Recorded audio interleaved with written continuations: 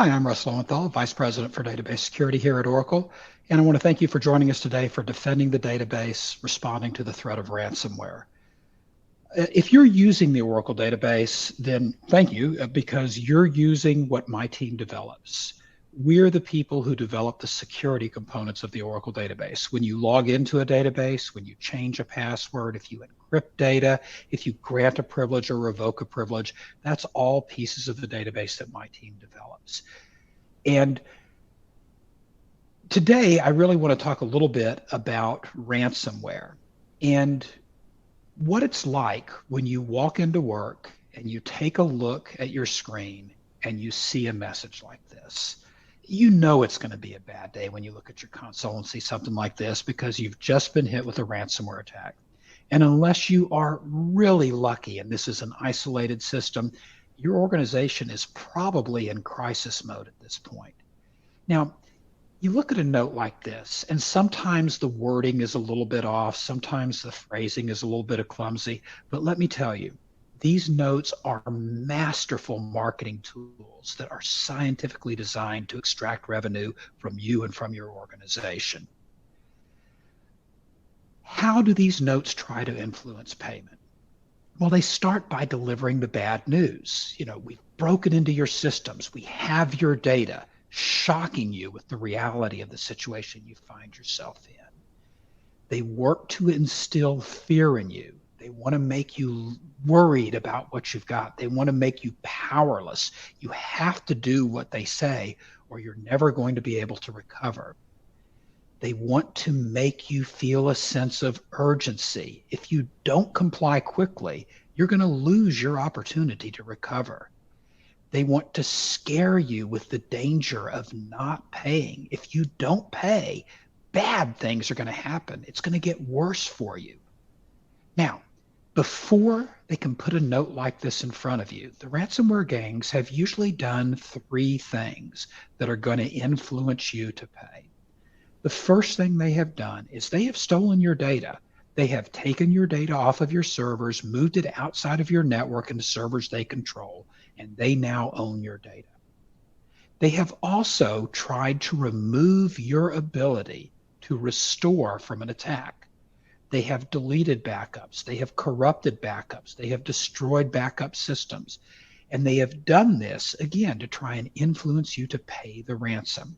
And the very last thing they do is they trigger those routines that go out and encrypt all of your data, and they remove your access to your production data. So before they ever sent that note, the ransomware gangs set themselves up for success. Ransomware is big business. The global ransomware market is huge. We are talking trillions, that's with a T, trillions of dollars each year.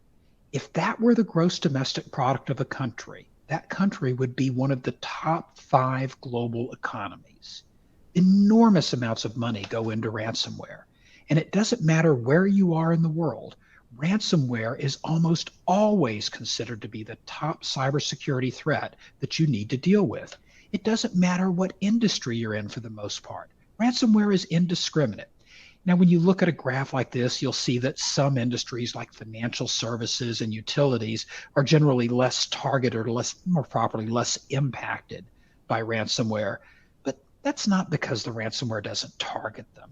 It's because their level of cybersecurity readiness tends to be higher than other industries, and ransomware is less likely to get in the first place. Doesn't mean they're immune. They get hit quite a bit.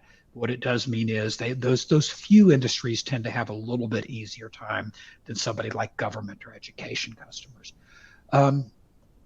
Ransomware, it's an evolving threat. Like I said, it's big business. And ransomware generally has a software development team behind it. And those developers tend to be quite skilled. After all, there's a lot of money involved in this. Just 3 or 4 years ago when we thought about ransomware was just malware that would get onto a system, encrypt it, and then we'd get this note saying you have to give us the money and we'll give you a decryption key to recover the system. Well, we saw that start to change about 2 years ago, well, maybe 3 years ago, and we saw ransomware evolve. And now data theft is almost always a standard component of an attack. And what the ransomware gangs were doing as they evolved their ransomware was they were tracking a trend, a business trend for them, of their victims who were starting to recover from backup rather than paying. And so they added more impetus for those victims to pay because they had stolen their data. Now they could threaten to release that stolen data. And again, they're influencing your behavior. Fast forward to just last year, 2021, and we see another shift in tactics with the ransomware gangs actually using the data they have stolen to identify their victims, customers, and employees, and then applying pressure through those customers and employees to pay the ransomware. There is continuous development to improve their outcomes for the bad guys. This year, just this year, we've seen lots of innovation in ransomware. Multi-platform ransomware that also attacks Linux is now very popular. We're seeing huge leaps in ransomware's ability to corrupt and destroy backups. And we've seen a fundamental shift over the last year in how ransomware operates, with more intelligence and human guidance behind the attacks, and with more diversification in the ransomware gangs, where you have specialists who specialize in the negotiation process, in the initial penetration, in the development. These aren't people just operating out of their basements. This is big business. One of the latest innovations, this really just started coming to the forefront this summer, is we're seeing the ransomware gangs, when you don't pay, not just release your data on the dark web for sale on some marketplace, but actually putting it out there on public websites where it's searchable. And again, what they're trying to do is they're trying to influence behavior. Partially, they're hoping maybe you'll pay them one last chance, get you to pay to take your data down. But they also want to make sure that their other victims see you as an object lesson. Look, these people didn't pay. Look at what has happened to them. Look at the impact on their business. They are publicly shaming the victims, doing everything they can to try and keep their business going, keep the revenue stream coming. Let's take a step back and talk a little bit about how ransomware spreads. And ransomware attacks usually go something like this. The attackers are going to gain access to your network via some type of entry point. That can be phishing, it could be spear phishing. These are very common. It's also very common for ransomware gangs to leverage mistakes in your setup, open remote desktop protocol, VNC services that are out there. These are really popular entry points. But once they're inside the networks, the gangs begin to perform reconnaissance. They learn where your high value assets are, and they spread their ransomware laterally throughout your organization. As they penetrate systems and begin to gain control, they scrape data off of those systems and exfiltrate it back to their own servers. As they go along, spreading and spreading, gaining more and more influence, they look for backups. They look especially for dedicated backup systems, and they pay special attention to compromising those. Once they've spread their malware widely enough, they trigger the encryption routines, and the next thing you know, you come in and you see a screen that says, oh my goodness, you're about to have a bad day. All right. Now, we're back to that ransomware note. So what do you do now? You really only have two choices. It's a binary decision set. You're either going to pay the ransom or you're not going to pay the ransom. It's as simple as that. Here are some things to think about when you decide whether you're going to pay or not pay. First, if you do pay the ransom, there is a very, very good chance that you're going to get your decryption key back. Most of the ransomware gangs want you to have confidence that when you pay the ransomware, they're going to live up to their end of the bargain and give you your key back. Okay, so in about 5-10% of the cases, this doesn't happen, but that's usually more of a problem in the ransomware's end. Maybe they've lost your key, maybe somehow their process broke down. But usually when you pay the ransom, you're going to get your key back. What you're probably not going to do, though, is be able to use that key to recover all of your data. Very few victims that pay can recover 100% of their data. About 8% or so of victims recover all of their data. 92% or so of victims recover some of the data, but lose some. About a third of victims who pay only get about half of their data back. So there's a very good chance that whether you pay or don't pay, you're still going to lose at least some data, potentially a significant amount of data. It also doesn't matter whether you choose to pay or not pay.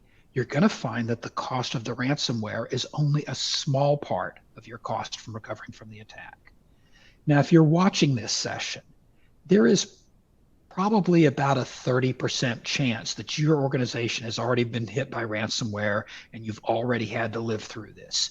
If you're one of the lucky 60 to 70% who haven't yet, let me tell you how it goes. You're hit with that ransomware attack. You come in, nothing is working. Think about recovery. You've got to go out and recover every server that they managed to infect, every desktop that they managed to infect, right? If you're applying a decryption key, you've got to go to every server to apply that decryption key, to every desktop to apply that decryption key. If you're recovering, you have to restore all of those systems. You may find that you've got malware present on them. You probably are going to have to go all the way back down to bare metal, rebuild the opera. I mean, everything's going to have to rebuild. So keep that in the back of your mind. The cost of the ransom is only a small part of the cost of recovering. And then, of course, there's the other thing you want to think about. Once you pay, the ransomware gangs know you will pay, and you can be pretty sure you're going to be hit again because the number of repeat ransomware attacks is quite high. Much more chances that lightning is going to strike twice or a third time or a fourth time than that it's going to strike once.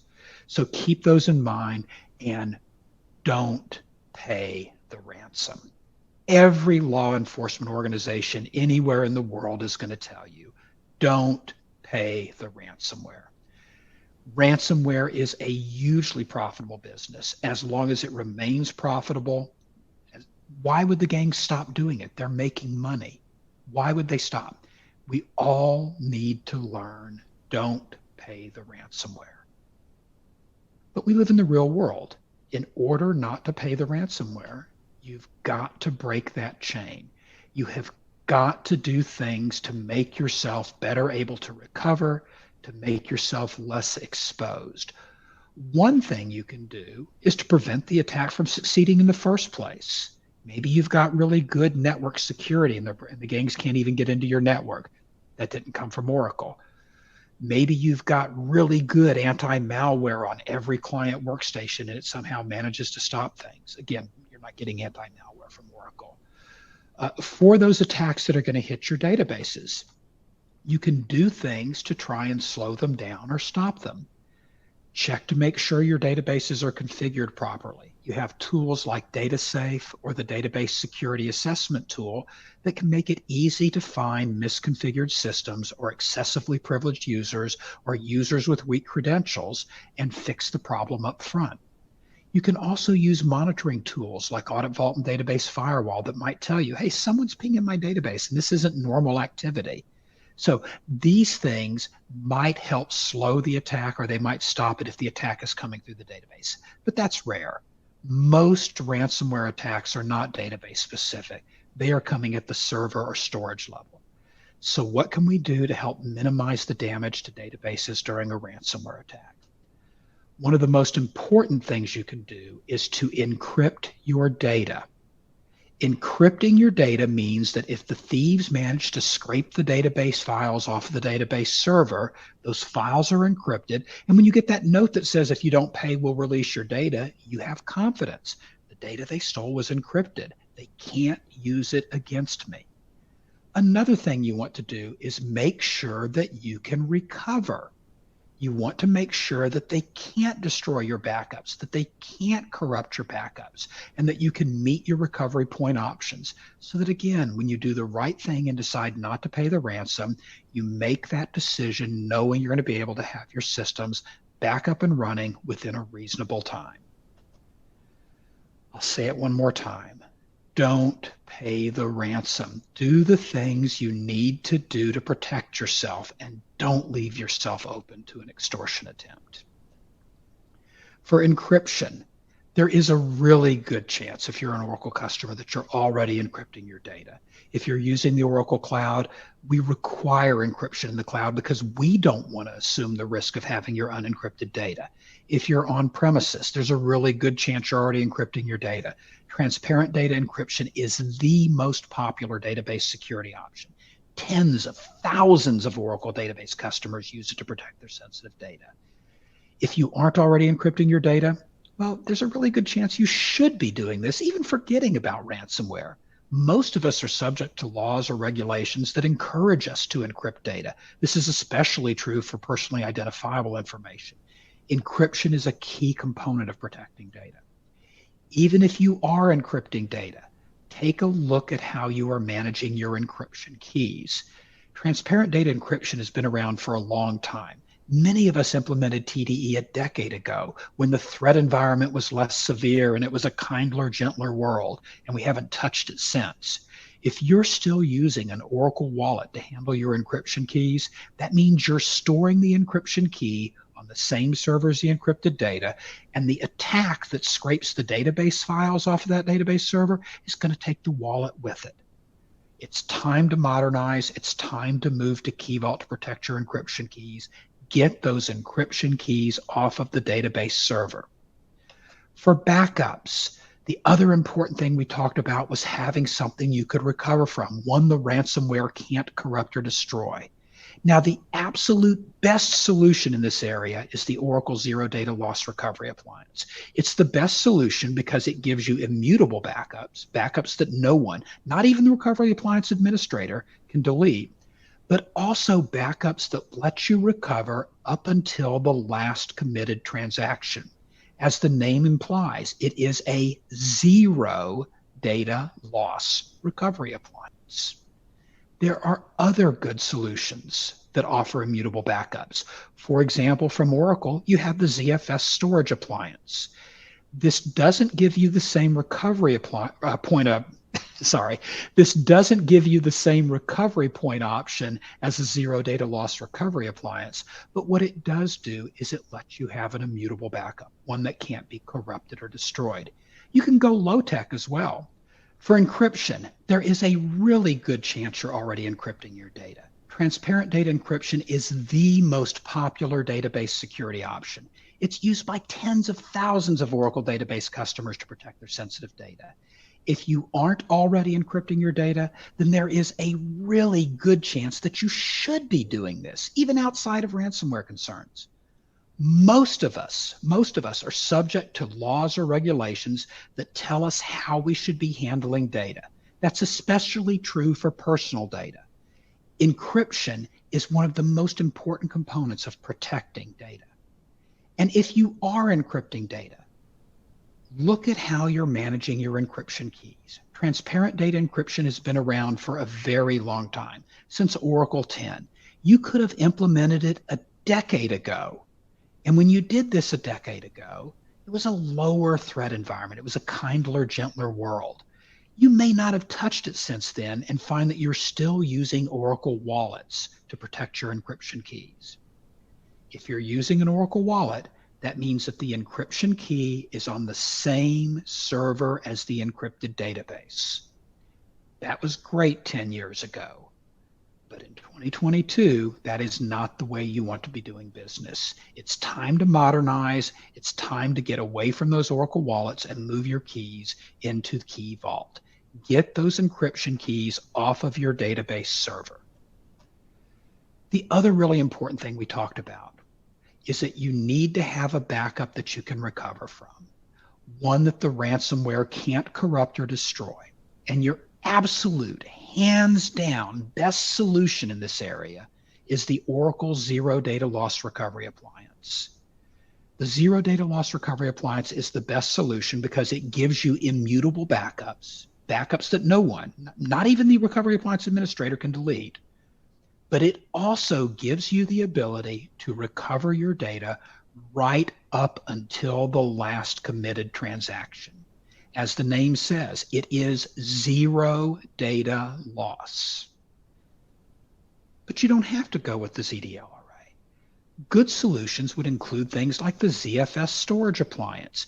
anything that supports the concept of an immutable backup, a backup that can be written and then not deleted or corrupted. You can go low tech if you want. Low tech also works fine. You could have an offline backup in one of the cloud services. You could have a backup on removable media. If you still have mag tape systems sitting around, you can do old school magnetic tape. And it's really, really hard for ransomware to mount a magnetic tape and delete the contents on the mag tape. Whatever you choose, you want to make sure that you have a backup that can't be deleted, can't be corrupted by the ransomware. Now, you can take a belt and suspenders approach to this, and we see some really innovative concepts in recovery resiliency. For example, recovery appliance, but the recovery appliance backed up by a cyber vault, by an air-gapped system that is periodically pulling data off of the online recovery appliance and moving it into a system that is even further away from your network, so that if the bad guys manage to get in, again, remember, big business, really good developers, they find some way to break the recovery appliance, there's another recovery appliance somewhere sitting back of that better protected. So there's always ways you can do more, but the key is make sure you've got a backup you can recover from. Don't forget those other things. Tools like Database Vault, you should be doing things like this anyway, controlling privileged user access to data, managing the risk of application accounts that get compromised. This is just good security hygiene. Things like DataSafe or the database security assessment tool that look at your system, check for misconfigurations, and watch for drift in configurations that can introduce additional risk.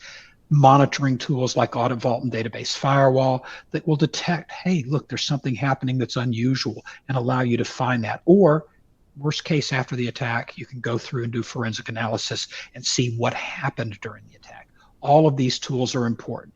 But the big things, if you take nothing else away from this recording, encrypt your data, protect the encryption keys, make sure you have a backup you can recover from. If you'd like to learn more about database security, please join one of our other sessions here at CloudWorld. We have several hands-on labs, and you can visit us at the database security booth in the Oracle campgrounds. You might also want to join us each month, the second Wednesday of the month, for our monthly office hours. We talk about what's new in database security, what's trends. Every month we do some educational topic. The URL's on your screen. It's bit.ly/asktomdbsec. And if you like hands-on, if you want to really play around with the technologies, both the ones that I've mentioned here in this session and any of the rest of the database security technologies, visit Oracle Live Labs. There you can get hands-on practice with the database security features, products, and options. And you can choose to follow our script. We give you a guided walkthrough, or you can go off the reservation. It's your environment while you have it checked out to test these things and learn how to use them and learn how you can get more secure in your own environment. All right, that takes me to the end. Thanks again for joining me today. Stay safe, and I hope to see you either at the campgrounds or on one of our office hours.